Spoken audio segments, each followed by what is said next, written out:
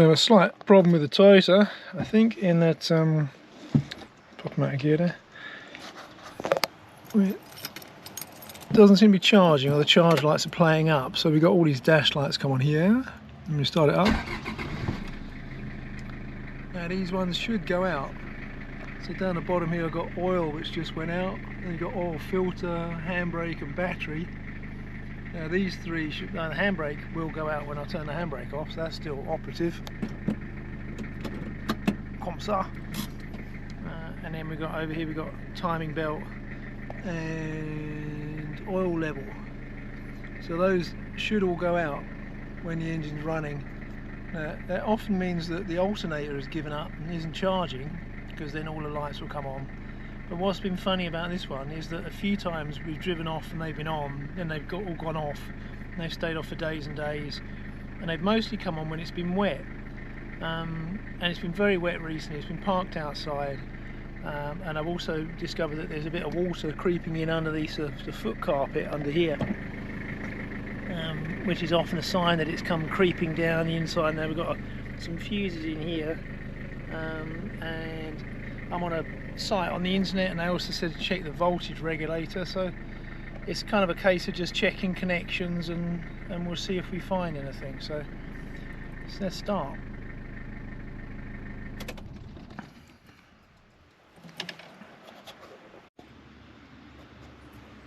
So I'm starting off by having a look in here. I've taken off this panel. It's down here, and there's this whole bird's nest in here, so I think we should clean that up.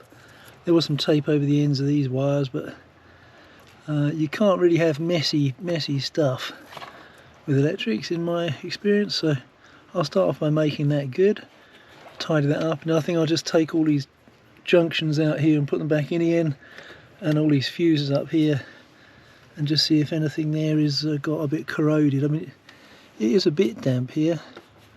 Not quite sure where that water's been coming in, but it can sometimes creep in the top of the door pillars, either from the engine compartment or down around the rubbers, and it creeps its way down here. So we'll sort some things out and see what we find.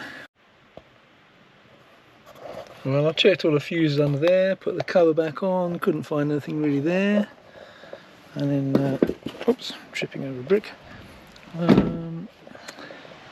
Check the connections on this voltage regulator here, so that big block in there and all those contacts seem good. I've checked all the fuses in here, and I'll check the battery, which perhaps I should check first. And it makes no difference if the alternator's running, if the engine's running or not with the current across the battery, but then it could be something else that's stopping the alternator from charging. But anyway, so time for a new alternator is my thinking, rather than chasing it around the houses. But what was interesting is, whilst I was checking that, down there you've got the steering arm. I can reach the steering wheel at the same time. There's a whole mass of play in that, the bottom of that drop arm. So where that arm comes down, there shouldn't be any play in there at all. So that's a new arm. And quickly.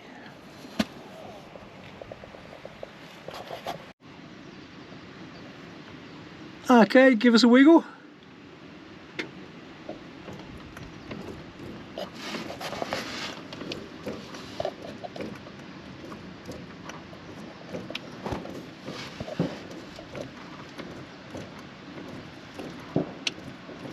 Okay, cool. So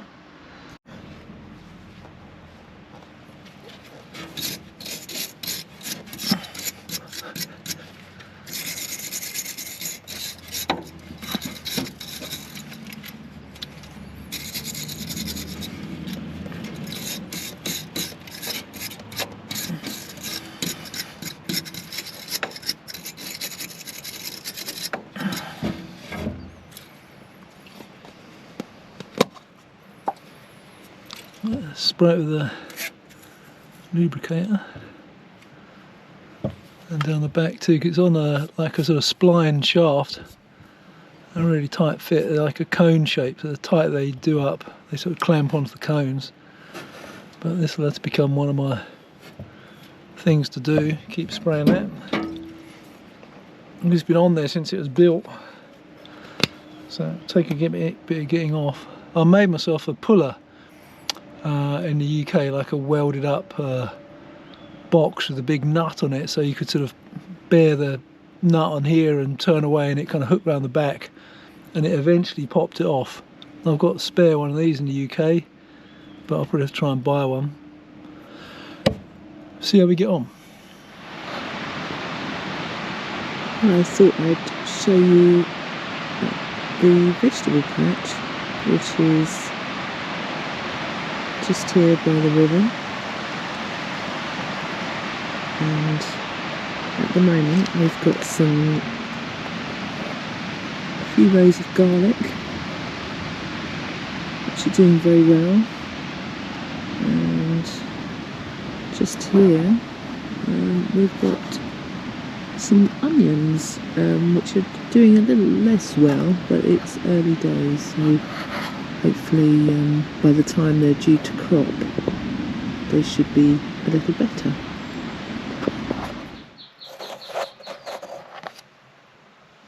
So these are some fixings I got with the GoPro. I've got this sticky helmet one, self-adhesive, which I'm not going to use because I'm not really doing that kind of thing. And I've got this here which slides in and out like a shoe. And then a friend has lent me this camera, this tripod here, this sort of traditional style fixing.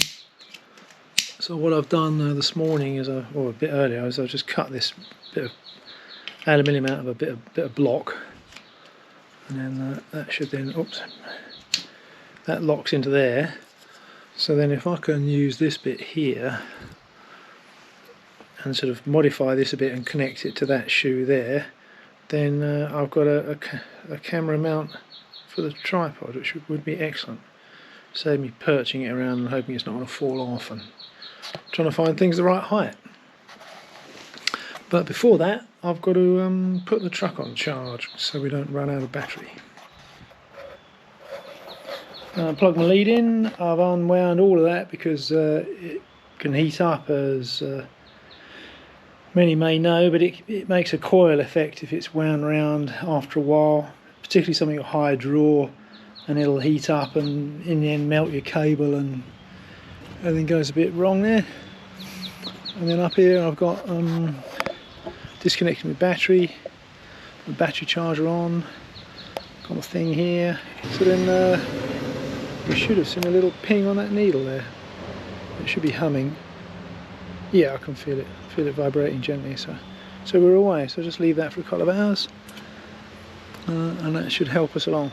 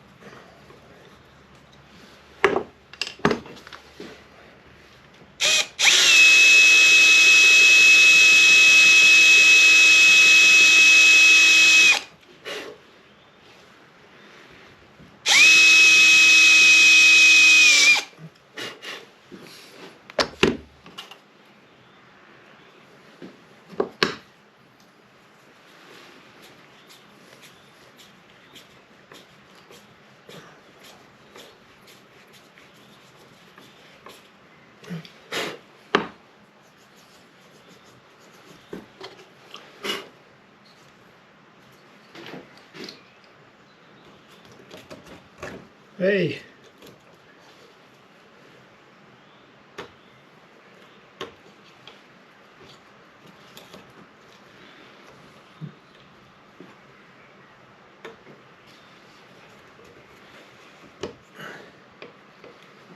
Splash.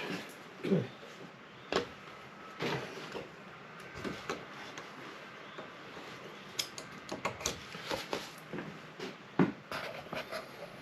So what I've got here is two countersunk screws in there. It should be pretty smooth. That slides in and that locks in the cam base. I might have to trim a bit of extra plastic off the bottom, so let's just see how that works.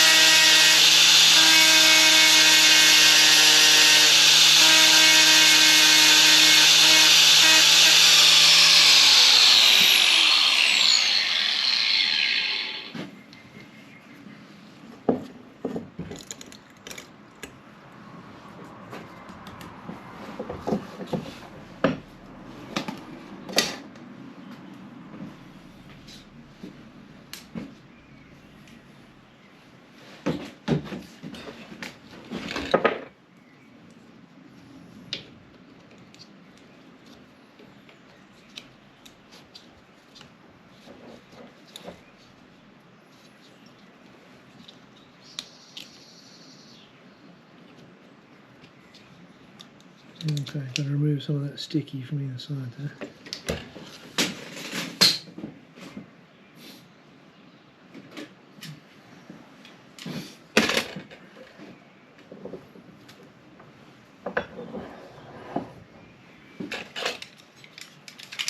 Yeah, useful.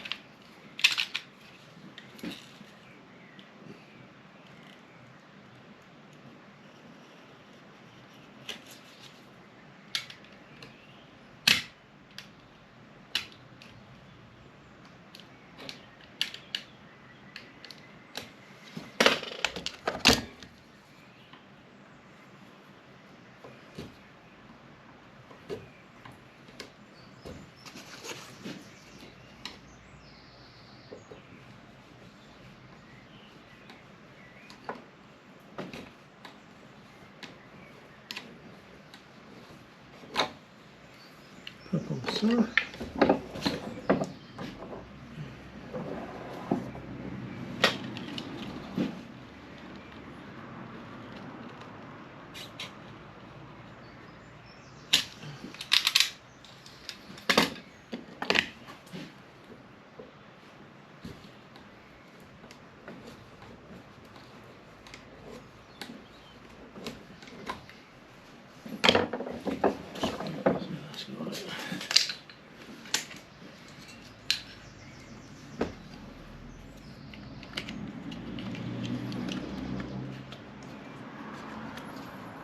Ta-da! There we go. That's an installation. Excellent. Try that size surplus.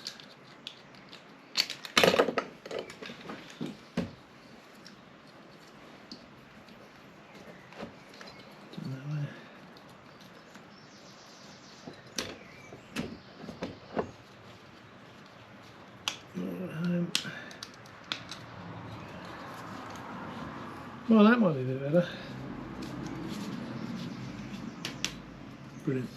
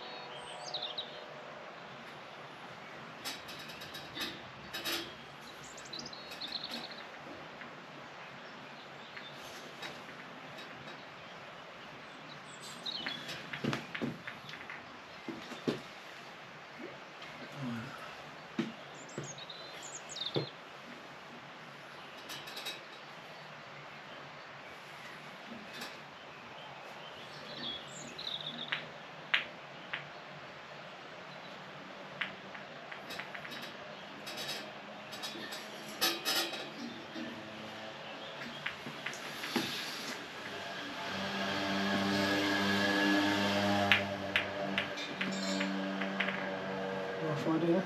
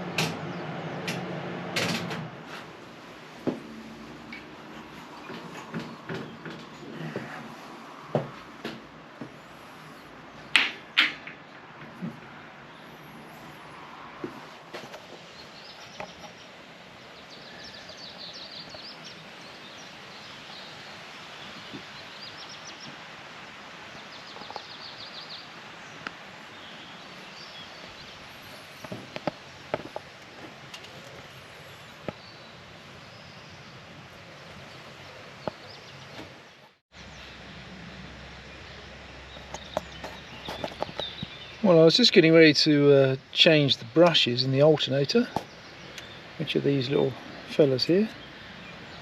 These rub on the spinning part of the alternator, sort of copper contact, and you have to solder this wire on, and that's what picks up the charge. Anyway, I read on the site that it was underneath this top cover here, so I took all this off, and they're not under there at all. They're actually behind this vacuum cover on the back, that cast there, and there's this pipe here takes vacuum up to this tank here, and that's what powers the brakes, because you don't have inlet manifold suction, which is what a petrol engine uses. So in taking that off and then being slightly annoyed because it wasn't there, and then putting it back on again, which is just this plate and some insulating plastic nuts. We see this plastic nut here, and it's got a bolt that you can see there holding the charging lead on, and then there's another bolt underneath the plate but still on top of this plastic. So there's two nuts there and like a sandwich with that wire in the middle, and the lower one was slightly loose, not that loose, but a bit loose, and in putting it all back on again, that seems to be it. The only other thing I found was that this wire, which was crimped into this metal sort of holder here, that seemed to be it sort of attacked the casing of this a little bit, so it seemed like it might have been a little bit aggressive. But basically did that, and thankfully I thought, well, I'll just check it all before I then take the alternator out, take the vacuum pump off, change the brushes. And I thought I'll just check that I haven't. Basically, I thought what I might have done was stopped it from working by something I'd done here, so I wanted to check it was that before I got into the back bit, otherwise I wouldn't know which bit might have been the problem. So I just thought I'd check it all still worked before I took the alternator out. And now if we start it up,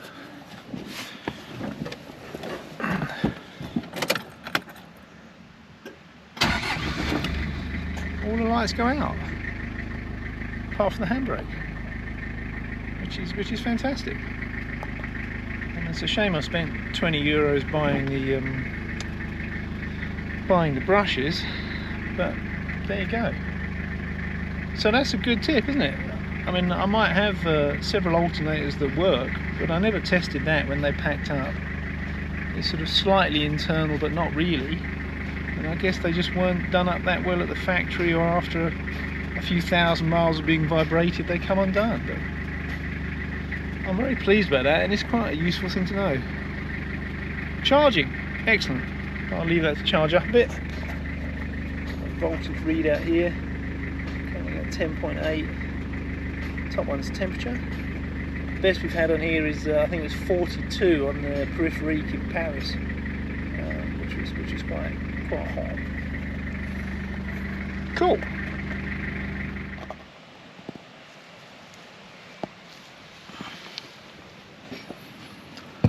That's the first section of the puller. This plate here goes behind the arm like that, and then when this nut's undone, I'll reheat this up, which will make it expand a bit, and I'll weld a bit of a casing on here with the nut and a bolt. Then I'll be able to do the bolt up, and it should draw that off forwards, but we'll put that together. So next phase, just put the extension bit on the front. I'll tack it as I go along, and if it's wrong, it's dead easy to ping back off again. So we've got this sort of a, I'll drop this on. We have the arm with the nut, and then this washer goes behind the arm like that. There we go. Okay, and then I'm going to put the bolt and the front face on there, and when I turn the nut, I should draw it off. Because when the arm arrives, I'll have to take the wheel off to make more space, get the nut undone, operate the puller, and reconnect the steering. So if I do this now, then hopefully when it arrives in the post, it should be quite quick. Or quicker, anyway. Okay. Something that's quite nice about arc welding is you finish and you can't really see what you've done and then when you crack this with a hammer, you get to see what's underneath. Lovely. So here we are, it should be okay. Got this jobby here. Nuts on the inside. That's just, the nut's just tack, but it's on the inside. And the bolt goes in here like that. Take it, oh, take him around here, it's quite heavy. Take him around here. And, oops, get my position. And this should slide over there, like a little box, and then this will tighten up here.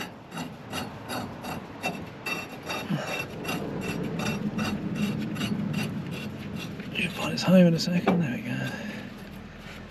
There we go.